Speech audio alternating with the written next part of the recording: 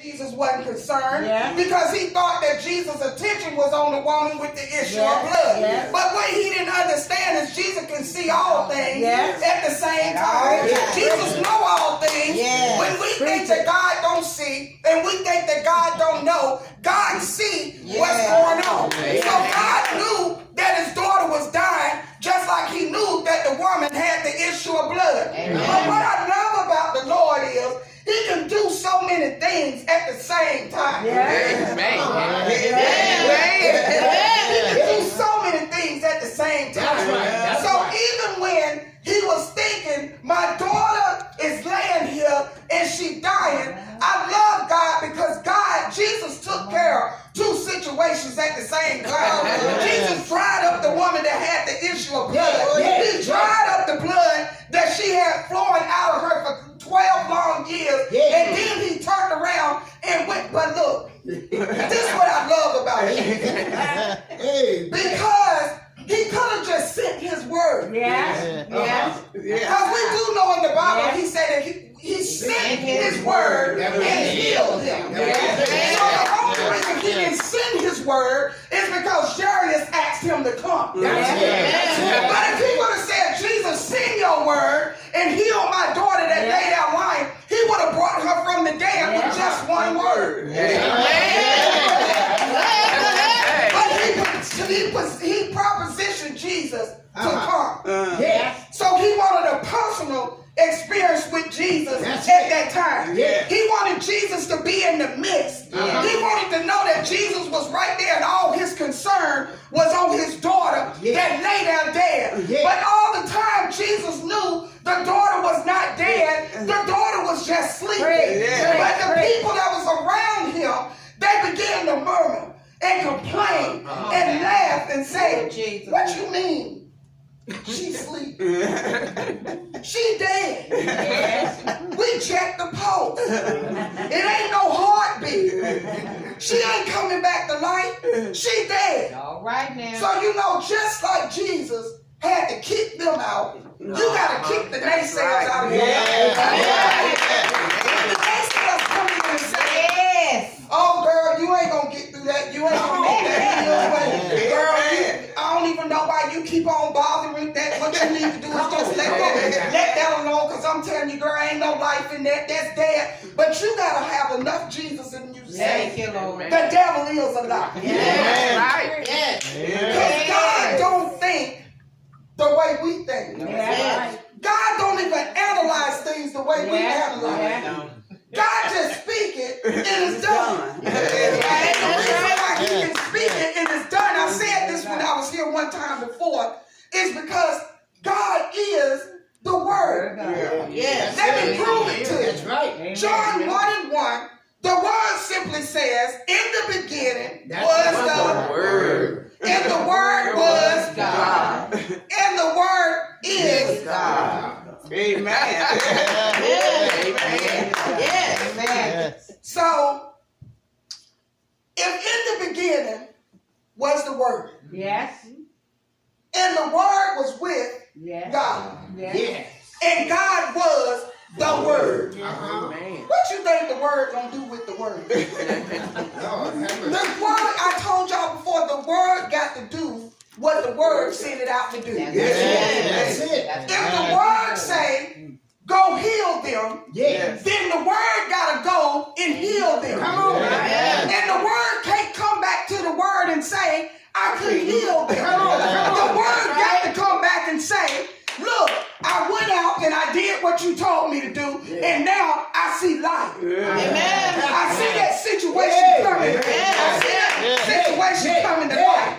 I see death falling off of that person. I see everything that's going on with that person changing. We got to learn that, look, when we come in contact with people, we got to bring people a life-changing experience. Because we say that we have the Word in us. So when people touch us, or when people come in contact with us, people should only see the Word. The Word. If they see anything other than the Word, then you might want to go back and check yourself. Because all they should see is the Word. When God look at God look at us, and this is what I love about God. He look at us for not where we are, but for where we going. Yes. So he already know that what look dead to man right now, it's alive down the road. It's a living vessel. It's a living vessel. So as he went and Jesus began to speak to this woman, to this child, and he told the maiden to get up. She got up. The spirit came back in her body, and she got up. And when she got up, Jesus didn't say, put her on milk. He said, give her some meat. He said, give her some meat. He didn't say, feed her a little bit here and puree her food. He said, give her some meat. Which means everything was functioning. She didn't come back with a dysfunction. Come on. Situation alone, you don't come back dysfunctional. You come back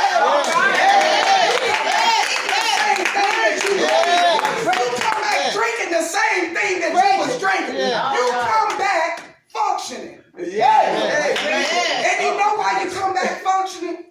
Because Jesus did. Man didn't touch it. Jesus touched it. And then as the people stood around, see, people quick, Bishop, don't want to put a toe tag on things. The only people get a toe tag is the people in the morgue. You ain't putting no toe tag on me. Because I ain't dead yet. It's a lot of life in me. It's a lot of life in us. So you ain't finna put me in the ground. So you know what? Sometimes you just need to call people and say, look, counsel, call them people that you ordered them flowers from. Tell them don't bring them flowers out here. Tell them don't bring the little stand for the people to sign, for the visitors. Don't bring none of that. Don't bring none of that. Because I'm telling you, when you get there, I'm gonna be functioning. How you gonna explain that you done prepared for my death, but then you gotta come back and tell these people, oh, wait a minute, Mr. Funeral. Wait a minute. She ain't dead. It looked like I see something going on. Look like a chest moving a little bit. Look like it's a pulse in it. It looked like she might come through this. So what we need to do is just cancel all the arrangements. So we just need to learn how to tell people, you need to cancel them arrangements. Because what you thought was going to happen to me, God turned it around. And unbelievers are the worst people that you can have around you. If you're going through, why do you want somebody around you that's an unbeliever? Because you know what? An unbeliever can't encourage you. That's right. They going through their own self. So I want you to stay just as far away from me as possible. Because if you are not coming to me to speak life, to speak restoration to my soul and to my spirit, then you don't need to come around me. And with the time that we in now, those kind of people, you don't need around me. Because I don't know, I've been hearing y'all talk about the coronavirus and all of this stuff that's going on. And I want to say, I ain't shook about that. I just asked my sister this morning, what is the toilet paper about? I went to school line yesterday, and they done bought up almost all the toilet paper. And then it shouldn't even be a big deal, Bishop, about people washing their hands, because they should have been doing that.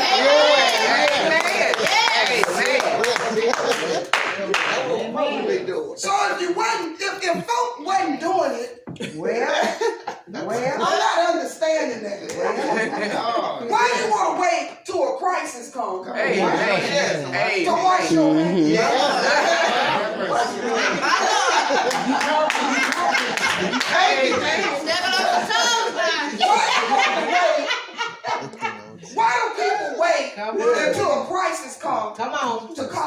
Jesus? Amen. Why can't you call on Jesus before the crisis came?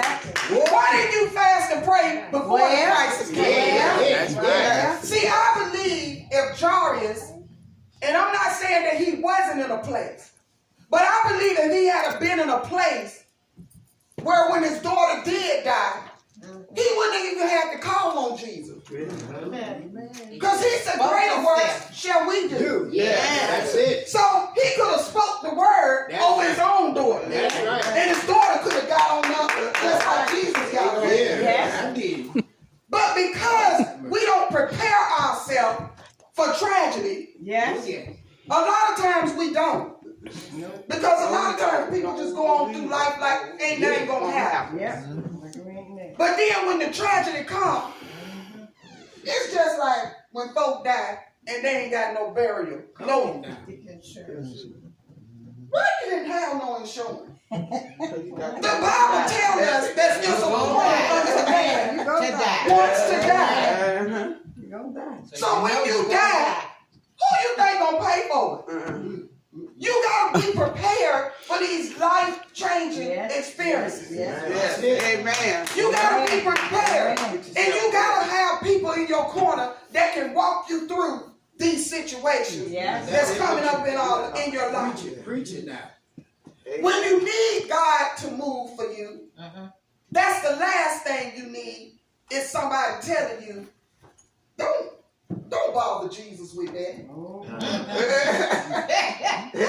Don't go to Jesus with that right there. Now leave Jesus alone.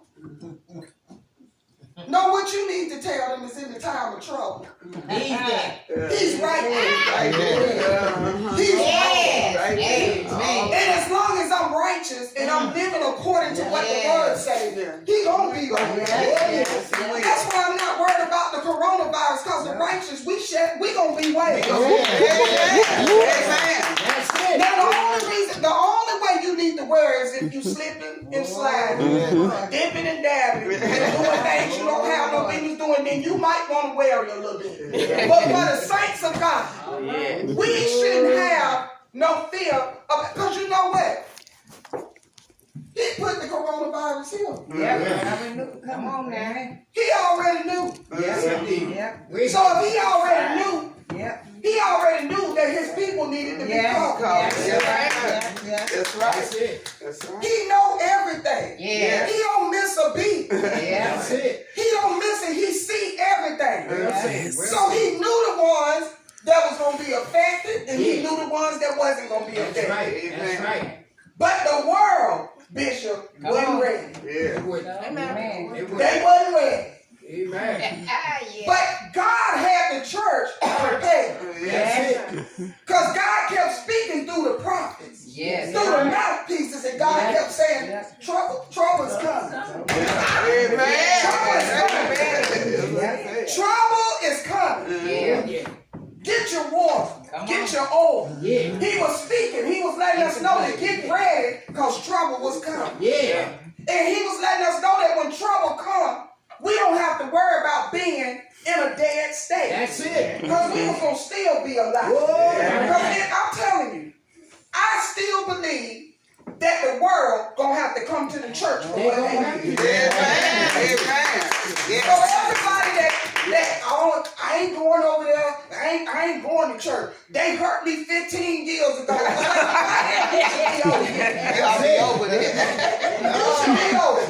Your soul should be more important than somebody hurting you. You better get in somebody's church, and you better get a covering, and you better get the word way down on the inside. Because it's going to come a day where you're not going to even be able to read your Bible. But you better be able to regurgitate something. Even if it's the Lord is my shepherd, I shall not want. But the world wasn't ready. They wasn't ready. And the sad part about it, the president wasn't ready and he didn't care. He still don't care.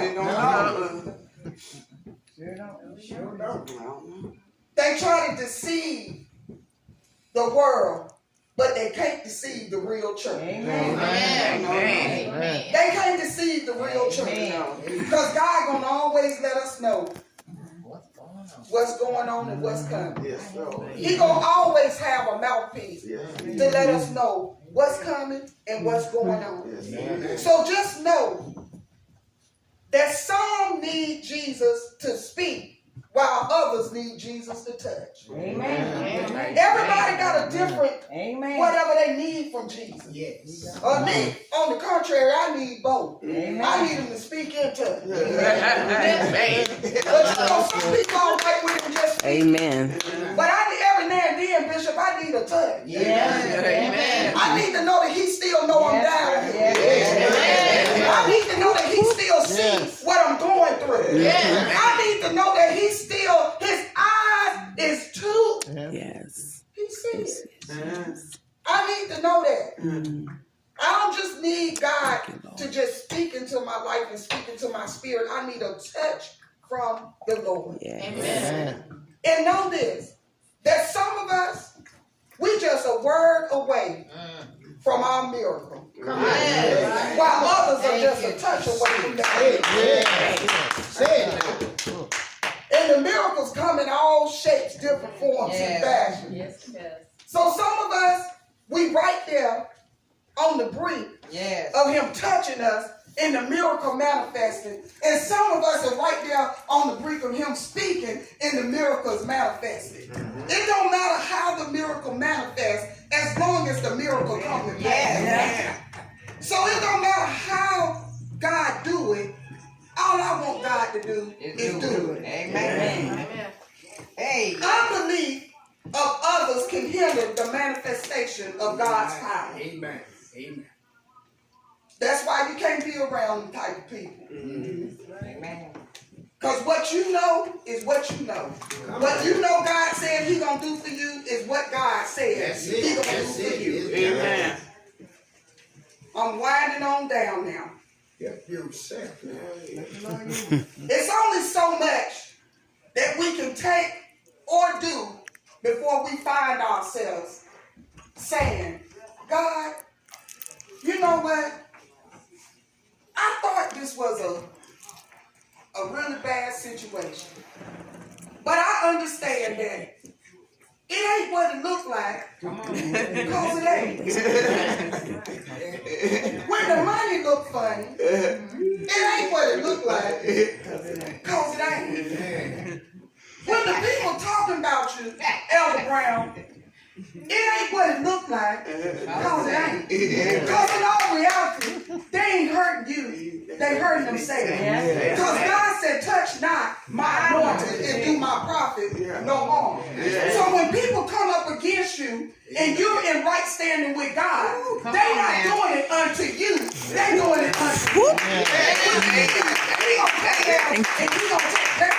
take care of that situation. That's why a lot of times when you know people have done things to you and things start happening to them, you don't want to. You don't really want a lot of stuff to happen to the people, but you sort of say, well, I tried to tell them that I was holy. I tried to tell them that I had a relationship with God. I tried to tell them that if I call with my daddy gonna come to my rescue. I tried to tell them that if my daddy goes down and my daddy see me hurt, my daddy gonna come and see about me.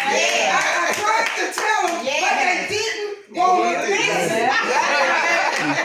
Amen. That's right. That's I tried to tell them. I tried. And then sometimes God won't even let you come back and pray for them. That's word. That's the word of God. Right. He said, because whom I curse, no man can bless. And whom I bless, no man can curse. So The word of if God bring it on them, then you just got to let them go through whatever they going to go through. You got to let whatever happen to them, happen to them. Amen. Because warning always comes before destruction. But people don't always heed to the warning. Because it's always somebody else's fault and it's never your fault. Amen. Amen. Well, I wouldn't have said that, but because you did this, that's the only reason why I said it. Well, you said it because you wanted to say it. Well, what's in a man is going to come out of a man. So if it's in you, you're going to bring whatever's in you, that's what's going to come up. hallelujah. Thank you, Jesus. Thank you, Jesus. So the Lord is just letting us know on today that it ain't what it looked like, cause it ain't. Amen. Your breakthrough might look like it's far, but your breakthrough is right here. Yes. Your healing might look like it's far. It might even look bad when you go to the doctor. And the doctor say, well, you know, we looked at your x-ray or we looked at your medical records and it looked like this is going on and that's going on and I don't understand what you know, we gonna have to do, but I'm gonna have to get with my team and we gonna have to discuss how we gonna go about fixing this. But that's when you look at the doctor and say, look, Mr. Doctor, it ain't what it looked like. No, it ain't. The x-ray might look fuzzy now. But I bet you when I come back, you won't see that no more.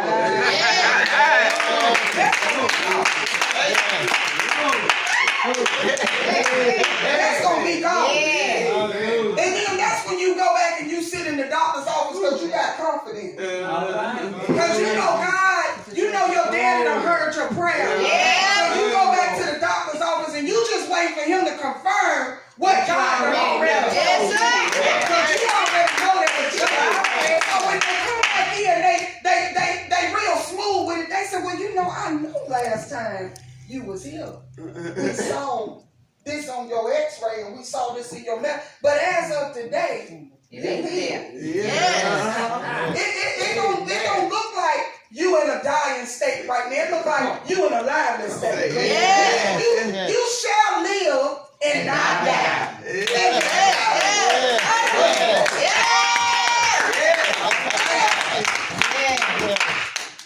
Amen. So when it look like the finances is just tore out of pieces and everything is just out to pieces, you gotta learn to look at things and say it ain't what it looks like, cause it ain't. Because it could be $10 in there today and 10,000 in there next day. And you don't know where it came from. But you know that your Father hears you. When those doors start opening that the enemy thought he had closed. Amen. That's when you look and say, God, it ain't what it look like.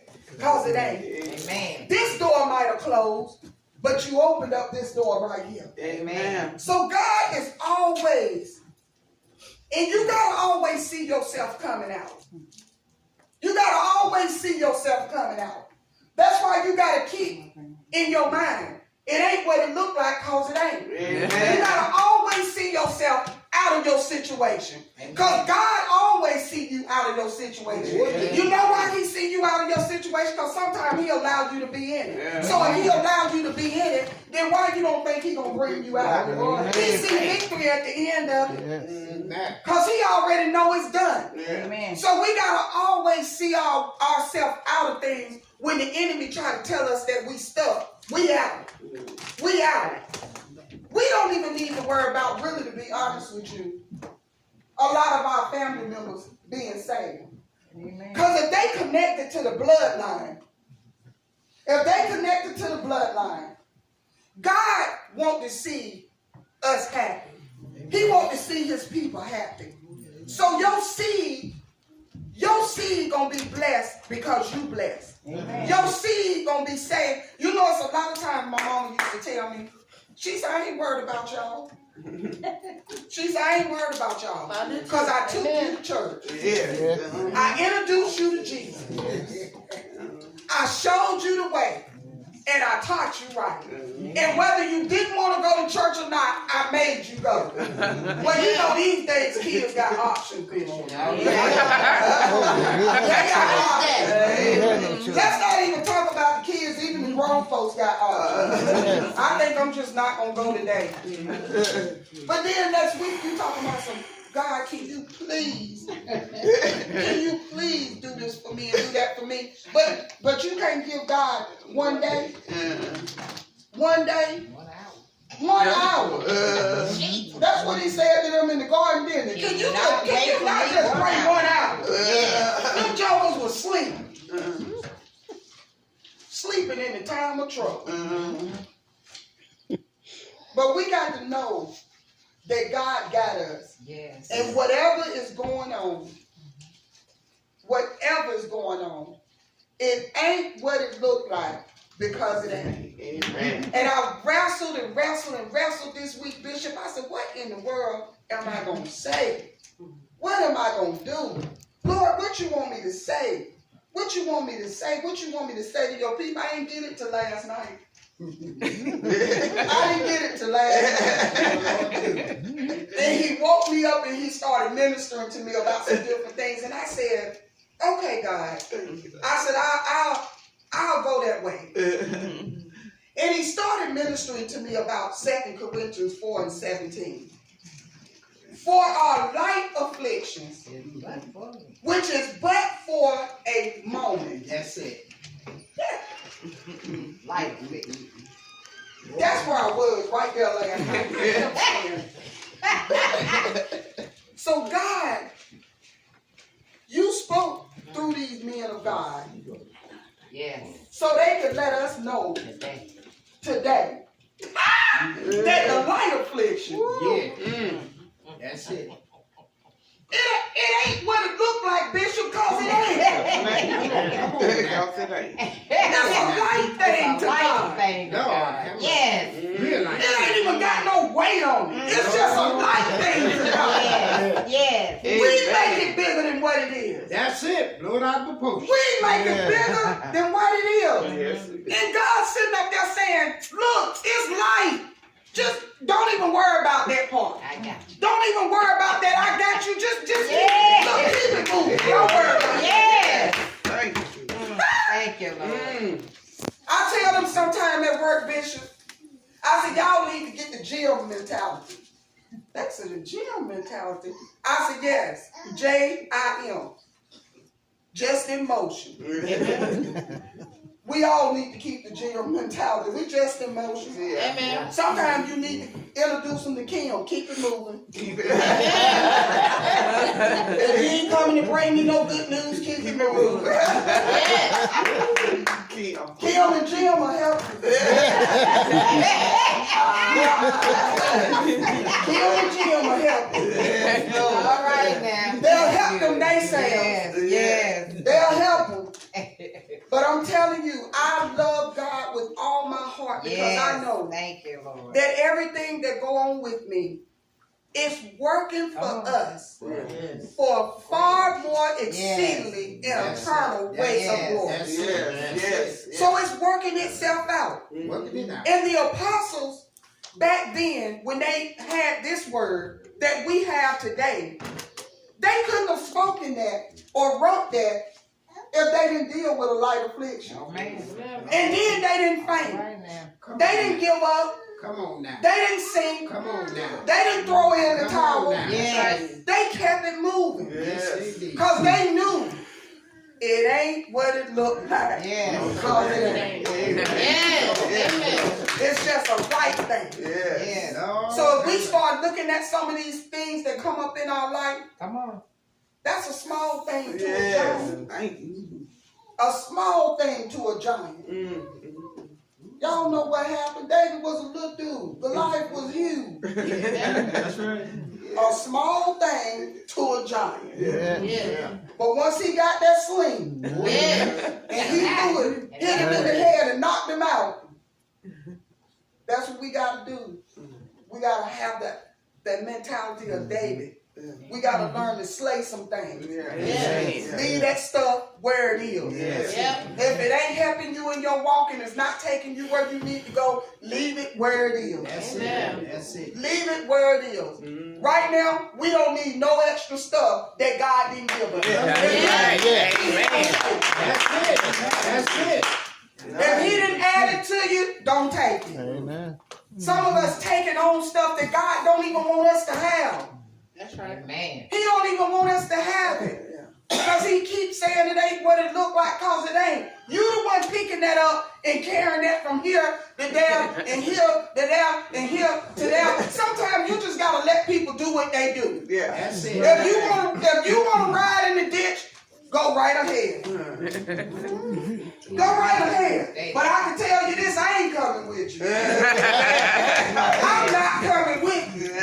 Because all of us gotta answer to God for ourselves. For ourselves. When we go, I can't blame nobody but me. That's it. God ain't gonna ask me, well, saying, so you telling me you didn't do what I told you to do because your sister wouldn't come with you. He ain't gonna say, but I'm gonna go ahead and forgive you because you know that was your sister. But no.